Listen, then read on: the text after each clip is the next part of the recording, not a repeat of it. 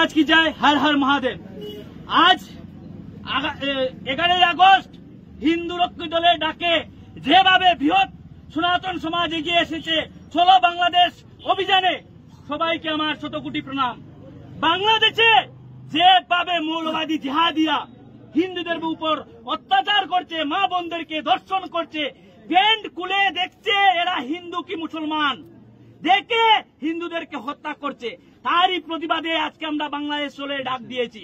আজকে আমরা বাংলাদেশে যাব, গিয়ে বাংলাদেশকে পুনরায় ভারতের সঙ্গে মিশিয়ে দিব, যাতে অখণ্ড ভারতে পরিণত হয়।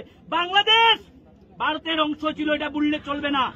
অনেক মানুষ আছে আমাদেরকে বলে যে বাংলাদেশ হয়েছে, কি হয়েছে, বাংলাদেশ নিয়ে প্রোটেস্ট করার কি প্রয়োজন। আমরা ভুলে গেছি বাংলাদেশ 1947 খ্রিস্টাব্দের সময় ভারতবর্ষের অংশ ছিল, কিন্তু জেহাদি মৌলবাদীরা দুটি পার্ট করেছিল, একটা ছিল হিন্দুস্তান এবং একটা ছিল পাকিস্তান। পাকিস্তানে ছিল মুসলিমরা আর হিন্দুস্তানে ছিল হিন্দু মুসলিম মিলে, কিন্তু পাকিস্তানে যে জায়গাতে ছিল 18% 19% হিন্দু, কিন্তু আজকের দিনে এই জায়গাতে হিন্দু নেই। বাংলাদেশে দেখা যাচ্ছে আগে ছিল স্বাধীনতার সময় 23%, কিন্তু আজকের দিনে 8%। এইসব দেখে আমরা বয়ে কাচ্ছি যে আগামী দিনে আমাদের করিমগঞ্জে কি হবে। তাই আজকে আমরা এখান থেকে আওয়াজ দিচ্ছি সিলেটে, বাংলাদেশের তখন সরকার নেই, কুকুর ছাগল এগুলা সরকার চালাচ্ছে, এই দিকে হুঁশিয়ারি করে দিচ্ছি তোমাদের আর বেশি দিন সময় নেই। আজকে আমরা বেশি ঘন্টা সময় নেই, আমরা আসছি তোমাদের বাংলাদেশকে মিশিয়ে ভারতের সাথে যুক্ত করার জন্য।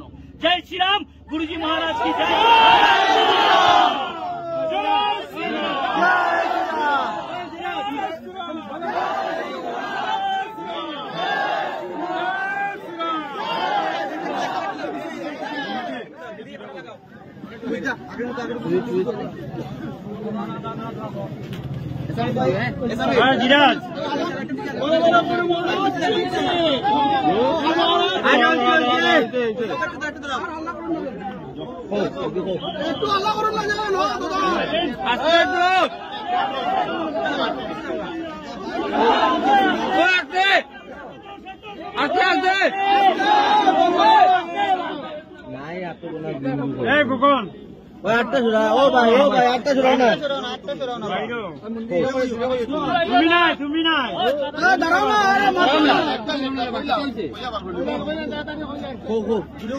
আজি বাংলাদেশত হিন্দুর উপর যে অ্যাটাক হয়েছে, আমরা হিন্দু রক্ষী বাহিনীর একটা প্রতিবাদ জানাই আছো আর গরিহনা জানাই আছো।